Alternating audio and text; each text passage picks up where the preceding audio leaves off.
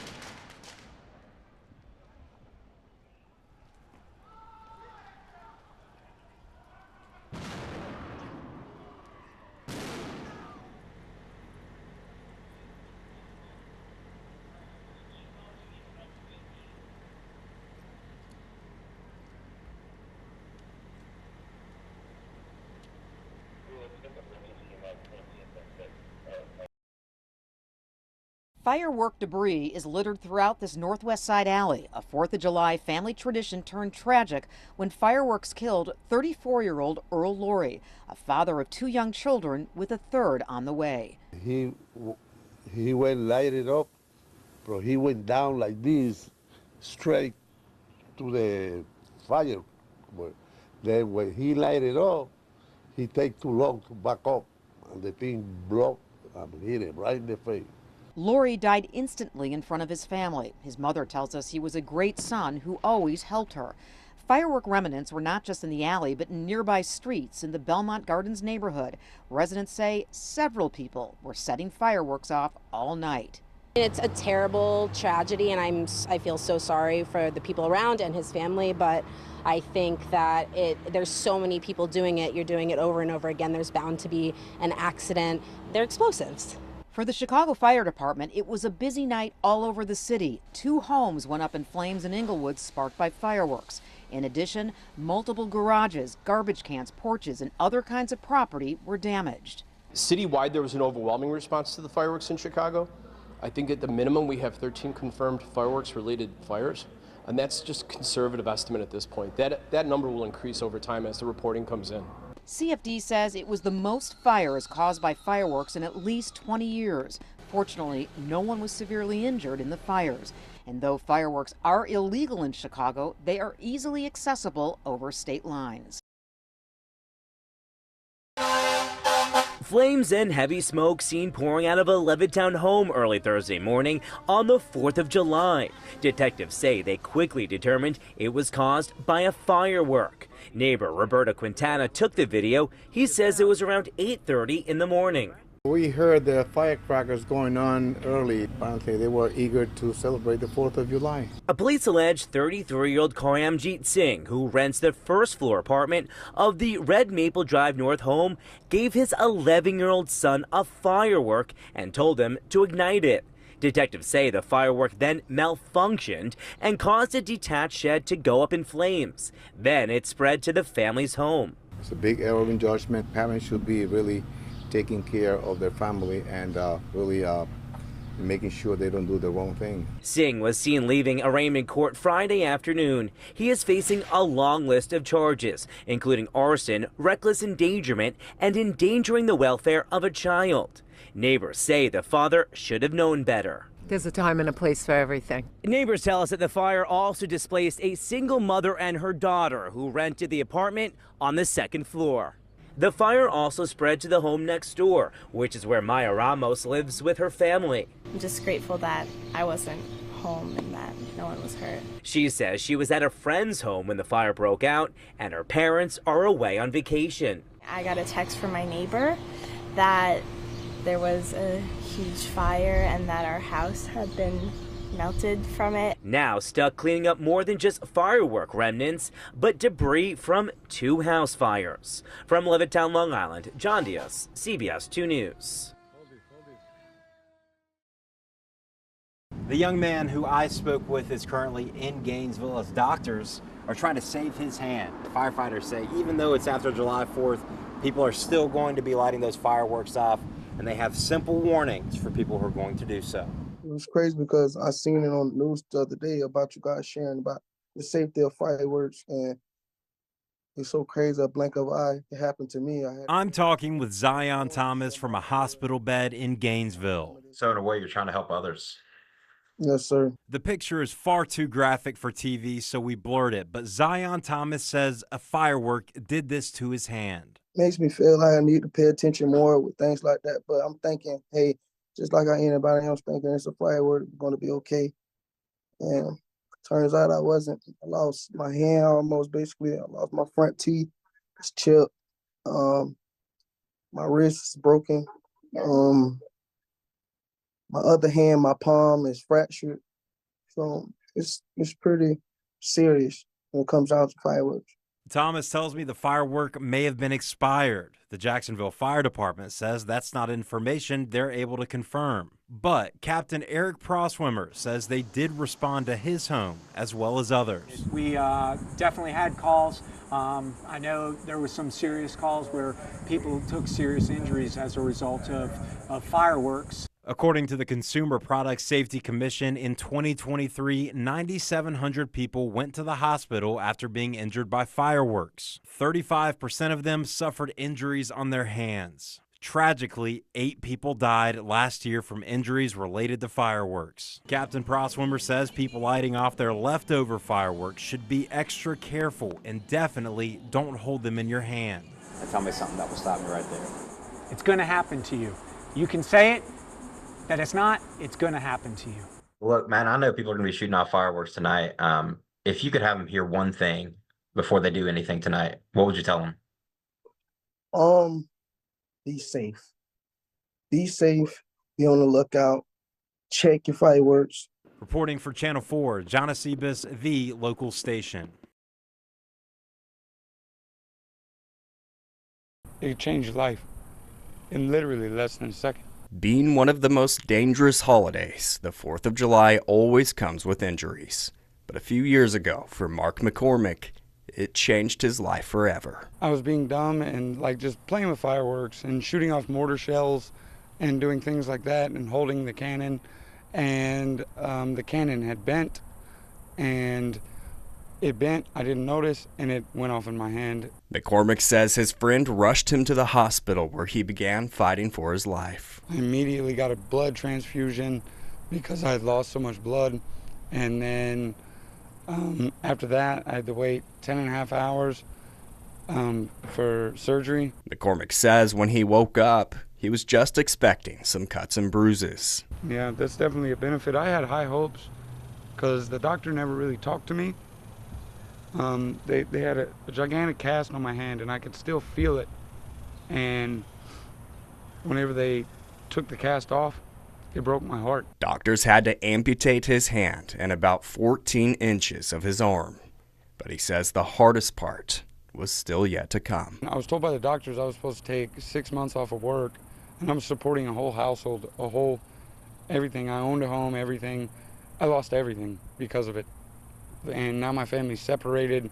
McCormick says he was denied disability, so he had no choice but to keep working. And after refusing to ever give up, he relearned how to do everything in life most would find impossible, like work his construction job and fix his own cars when they break down. Now, McCormick says he qualifies for a robotic hand since all of his muscles and nerves still work, but he doesn't know how he'll ever be able to afford to get a normal life back. Like, I've tried to find the cheapest, even that is $20,000. So, but like a preferable one or a good one, it'd be like 50 or something like that. But McCormick says above all else, his biggest hope is that his story will remind others of the importance of safety around fireworks. Just be careful. Don't play around and think it's just a game.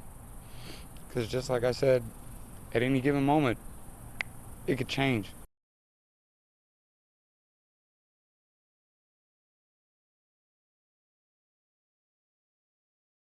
Is it an emu? Newtown Township residents couldn't believe their eyes. A 6-foot emu strolling down Atkinson Lane in the pouring rain.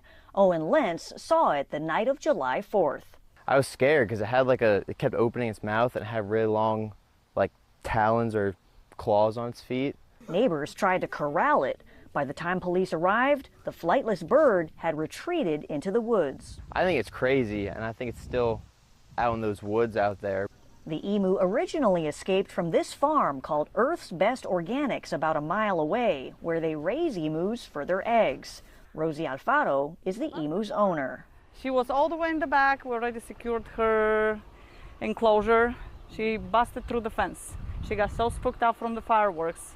But Alfaro was determined to get her emu back. She and her employees found the bird in the woods where it was last spotted, but catching it wasn't easy. The hunt turned into a full-out chase.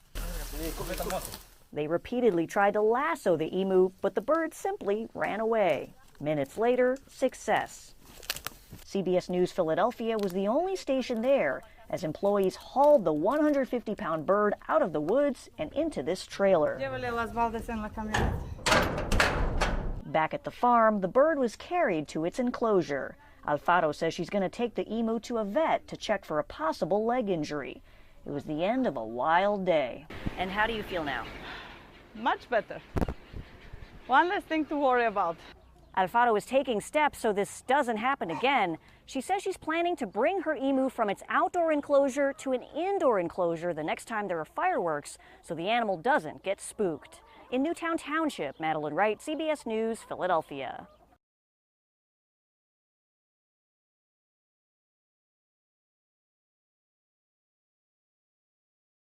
I've cleaned it up some, but some of the wall and ceiling collapsed in here. It's the aftermath of something Anthony Fox could never have predicted. We counted a lot of blessings that day. Counted a lot of blessings that day.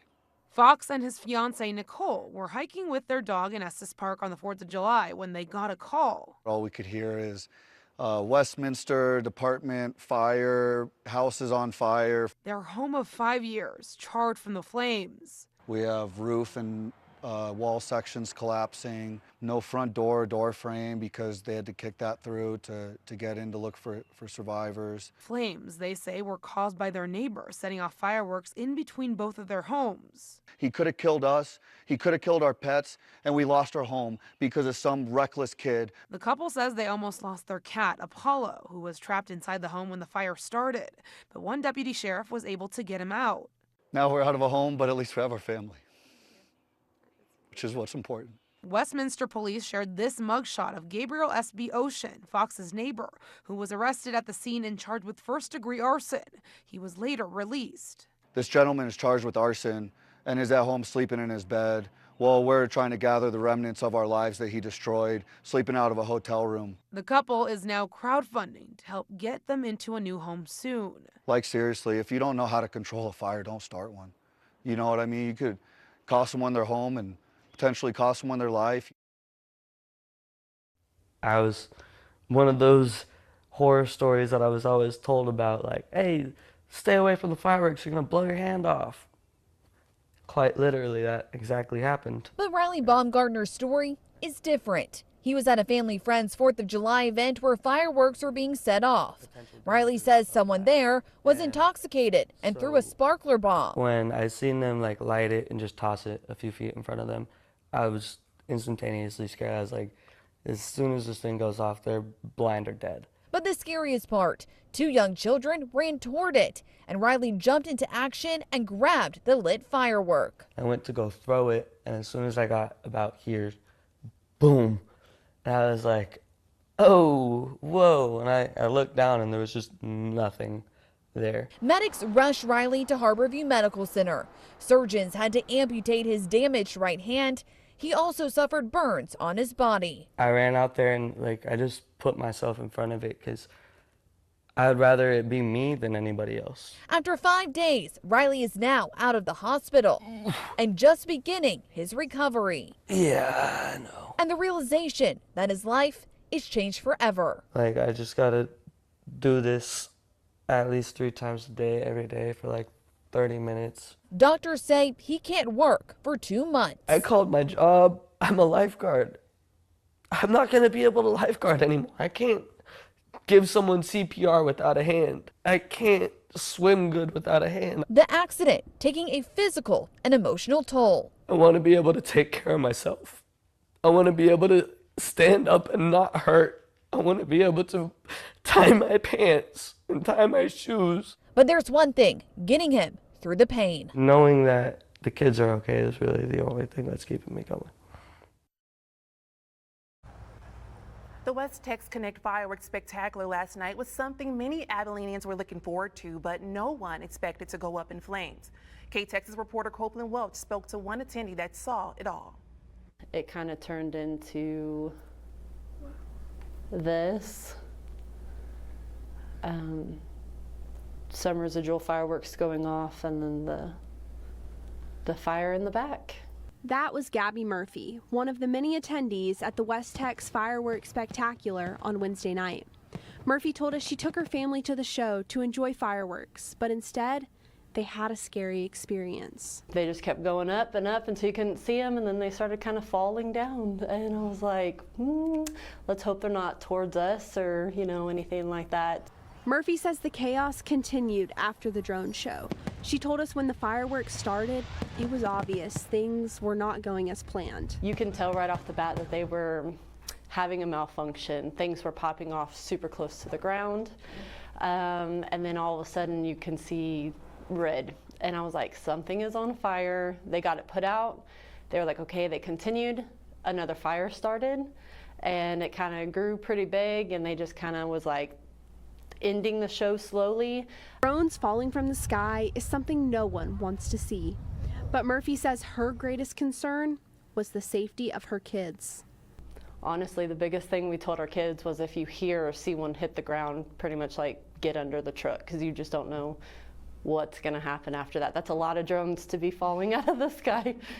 While there are many people on social media that are angry with West Tex Connect and the outcome of the show, Murphy says she has a different perspective and encourages others to do the same.